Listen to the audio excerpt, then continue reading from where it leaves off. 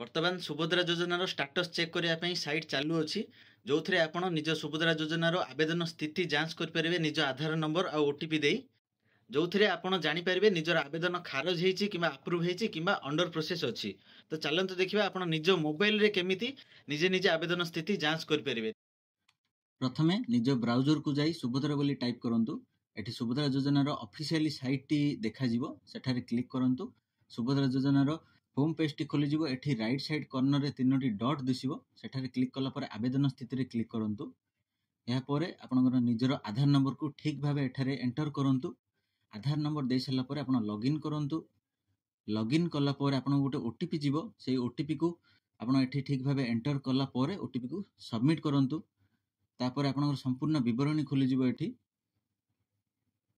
ଯଦି ରିଜେକ୍ଟେଡ୍ ଲେଖିଥିବ ତ ତାହାର କାରଣ ମଧ୍ୟ ଏଠି ଲେଖିଥିବ ସାଇଡ୍ରେ। ଯଦି ଅଣ୍ଡର ପ୍ରୋସେସ୍ ଥିବ ତାହେଲେ ଆପଣଙ୍କୁ ଟିକେ ୱେଟ୍ କରିବାକୁ ପଡ଼ିବ। ଆଉ ଯଦି ଆପ୍ରୁଭ୍ ବୋଲି ଲେଖିଥିବ ତାହେଲେ ଆପଣଙ୍କର ଏଠି ତଳେ ଲେଖିଥିବ କେତେଟା କିସ୍ତି ପାଇଛନ୍ତି, ଆଉ କୋଉ ବ୍ୟାଙ୍କରେ ପାଇଛନ୍ତି ଏବଂ କୋଉ ତାରିଖରେ ପାଇଛନ୍ତି। ଏହିପରି ଇନଫର୍ମେଟିଭ୍ ଭିଡ଼ିଓ ପାଇବା ପାଇଁ ଚ୍ୟାନେଲକୁ ସବସ୍କ୍ରାଇବ୍ କରନ୍ତୁ, ଲାଇକ୍ କରନ୍ତୁ ଏବଂ ସେୟାର କରନ୍ତୁ। ଧନ୍ୟବାଦ।